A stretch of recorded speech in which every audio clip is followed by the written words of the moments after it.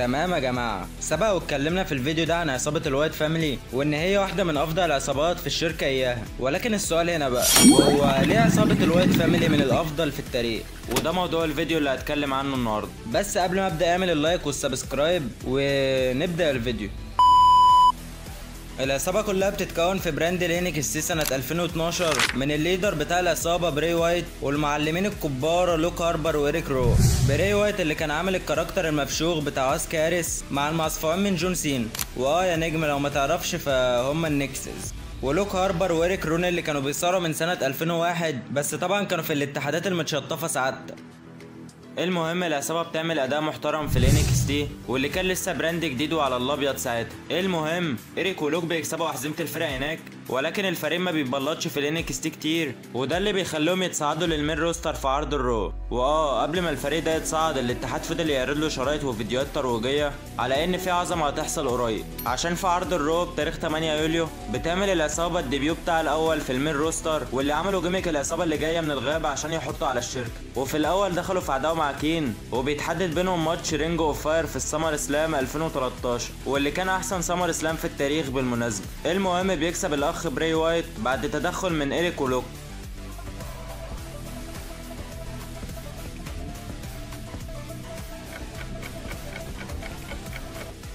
وفي الناحية التانية ايريك رون ولوك هاربر كانوا عاملين عظمة في قسم التاج، ولكن بيخسروا أول ماتش ليهم ضد ولاد عمك داستي كودي رودز وجولداست. يا جماعة، ولاد عمك داستي هما برضو اللي ناووا سلسلة الانتصارات بتاع الشيلد، مع إني شايف إن تيم كودي وأخوه كان تيم مصدي وعلى الأبيض ساعتها. المهم بعدها عيلة الوايت بيخش في عداوة طويلة مع سي ام بانك ودانيال براين، وكان من اهم ماتشات العداوة ماتش 3 فيرسس 1 بين الوايت ودانيال براين في التي ال سي. بس طبعا عيلة الوايت بيكسبوا عادي جدا، مش زي اخواتهم اللي اتعلم عليهم من سي ام بانك. وماتش تاني بين بري وايت ودانيال براي، ولو دانيال خسر هينضم للوايت فاميلي، وبالفعل بيحصل الحوار وبيكسب بري عشان بالفعل دانيال ينضم لعيلة الوايت، ولكن ما بيكملش معاهم اسبوعين على بعض وبيقلب عليهم عشان يلعب ماتش ضد بري وايت في الرويال رامبل، ولكن بري وايت بيكسب وياخد الدفعة.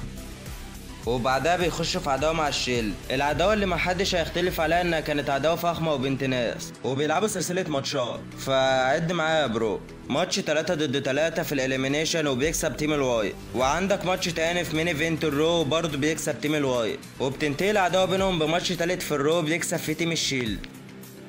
وبعدها بيخش الفريق في عداوه مع نجم الشركه عمي وعم عيالي جون سينا، واحده من اطول العداوات لفريق الوايت فاميلي، ولكن بصراحه ما كانتش احسن حاجه. المهم العداوه بتبدا لما الفريق بيخسر سينا اللقب ضد راندي اورتن، وبيخسروا ماتش الاليمينيشن عشان بعدها يلعبوا سلسله ماتشات. وجيس وات، ماتش في راسلمانيا 30 بين بري وايت وسينا وبيكسب جون سينا عشان طبعا جون سينا كان محتاج الدفع ساعتها.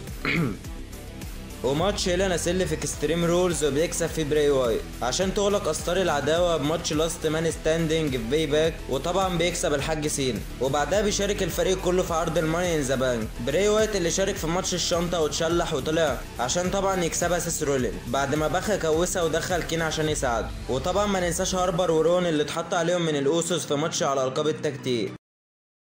وبعدها بيخش الفريق في عداوه طويله فشخ مع كريس جيريكو، وبرضه بيلعبوا سلسله ماتشات كده. ماتش بين كريس وبري وايت في باتل جراوند وبيكسب فيه كريس، وماتش تاني بين كريس وبري في سمر سلام بيكسب فيه بري وايت، وماتش هيلا ناسيل في الرو بيكسب فيه عمنا بري وايت.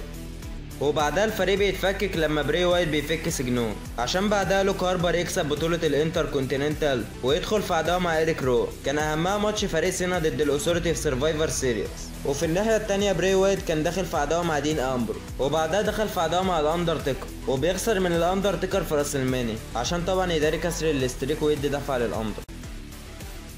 وبعدها بيرجع هاربر يتحد مع براي لما بيكسبوا ماتش ضد رومان رينز، وبعدها بينضم برون سترومان للفريق عشان يكسبوا ماتش في نايت اوف تشامبيونز ضد الشيلد بقيادة كريس جيريكو. وبعدها بيدخلوا في عداوة مع البراذرز اوف ديستراكشن كين والاندر، وبيخسروا ضدهم في سرفايفر سيريس عشان بعدها بيخشوا في عداوة مع بروك ليسنر لما بيطلعوا من ماتش الرامبل. ما ينفعش حد يطلع بروك ليسنر من الرامبل. وبعدها بيحصل السيجمنت بتاع راسلمانيا واللي فيه الروك بيحط على ايريك رون وبيكسبوا في حوالي 10 ثواني تقريبا. المهم بعدها بيكسبوا ماتش ضد النيو داي في باتل جراوند 2016، وبعدها بيحصل الدرافت وبيتنقل برون سترومان للرو، وبيفضل براي وايريك في سماك داون. وطبعا لوك هاربر كان مصاب ساعتها، عشان بعدها ينضم اورتن للفريق ويكسب هو وبراي حزيمة التاج بتاع سماك داون. المعلومة هنا بقى، هل كنت تعرف ان دي كانت اول بطولة لبراي وايت مع الدبليو دبليو اي؟ وبس كده يا عزيزي، كده انت تكون عرفت هل عصابة الوايت فاميلي من احسن العصابات في تاريخ الدبليو دبليو اي ولا لا. واعمل بقى اللايك والسبسكرايب لو كملت لغاية هنا، وقول لي في الكومنتس هل الفيديو عجبك وعايز الفيديو الجاي عن ايه. وبس كده، سلام.